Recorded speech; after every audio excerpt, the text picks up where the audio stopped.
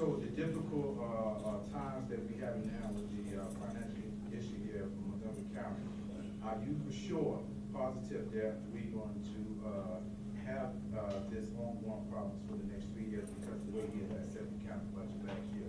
And I have no doubt that he would not run again because that's the way he has set the budget. I mean, that's the reason why he set the budget that way. Yeah. Do I have any doubt that we're in this for another 2 or 3 years? I have no doubt.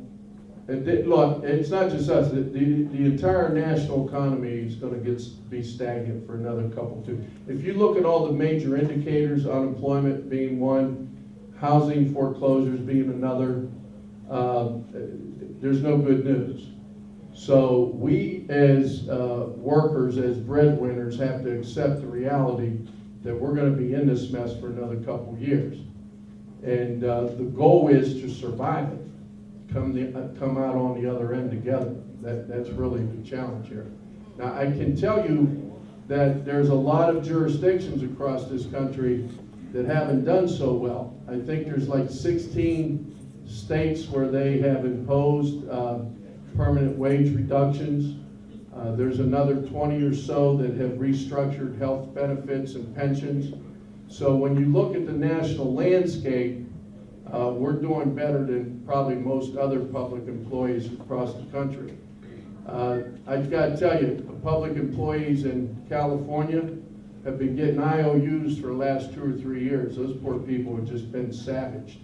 And it's coming across the country. Now, I know, we're here in Montgomery County, and that may not have an impact or not on your thought process, but the point is, even in the worst of times, we're holding our own, and we intend to continue to do that. Okay, another question that you had stated earlier. Yes. When I came in about the employees with the chronic illness such as Right. high blood pressure, diabetes, and so on. There's some of us who'd like to try to do something about that and staying healthy and going out to these centers here to get help. But the type of money that they charge here, we can't assume we'll afford that. Right. How would they be able to accommodate us if we would like to go to this facility to try to work out, get Sure. help and get the information on how to stay healthy? And that's a good question. You got to attack that from 2 ways. Number one, you got to make those facilities available at a significantly reduced rate so you can afford to go, okay? And then secondly, you got to give people time to go.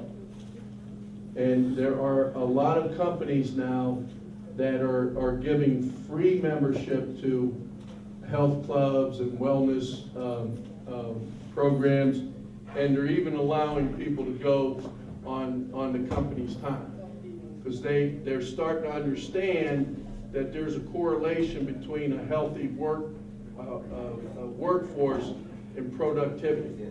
They're starting to get that, because the healthier you are, the less sick leave you use. You see, sick leave in your business drives overtime. You see what I mean? And those are the kind of programs that we're looking at. And they're there. There are plenty of them out there. Yes? Yes, yes.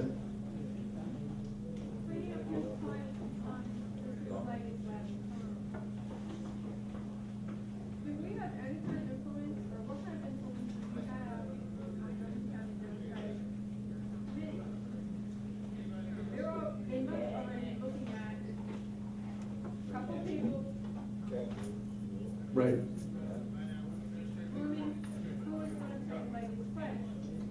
Well, union members statistically are overwhelmingly vote Democratic. Right.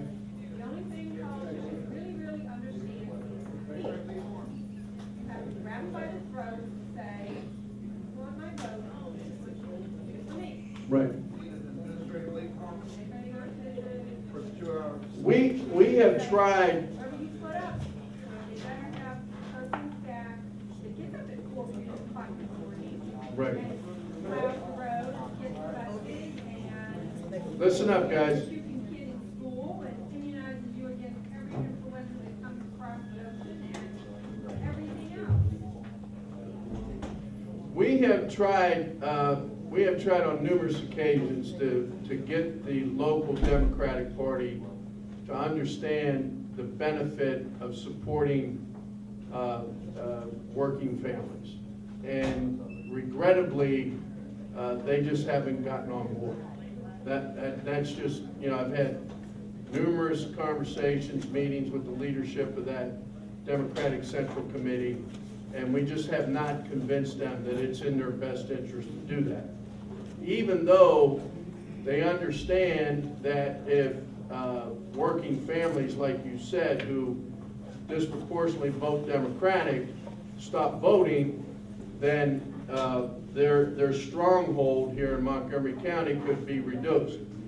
The problem we have is at least the local Democratic Party is not run by true Democrats. They're individuals that come out of the business community, and their interests lie elsewhere. Now, that said, we're trying to fill that void. The unions are looking at potential candidates for the next run for council. We're going to be a lot more aggressive in making it clear what our needs are and what the consequences will be of not meeting those needs. But any help from the Democratic Party is just not there, regrettably. Yeah, I do the same thing. I shake my head with disgust, because it is. It's frustrating. All right, other questions? Yes, sir. County Council already showed plenty of times that they had no respect for the application process. So, what alternatives that you going to say thing? I mean, Well, the alternatives always are circuit court, and we certainly will be prepared to go there if we need to. But at the end of the day, I think the more potent alternative is going to be some level of job actions at the end of the day. You know, we're going to have to send a message that enough's enough, and we'll talk about that in more secure environment. But if we feel that's where we got to go, we're going to have closed door meetings. We're going to have a very specific plan, specific dates, and specific activities that we're going to ask you to engage in. But let me be clear about something. When it comes to protecting you and your families, we are not leaving anything off the table, okay? Bottom line. And they can sue me all they want. They can do whatever the hell they want to do. But we're going to protect you and your families no matter what, okay? All right. God bless Local 1994. Thank you very much.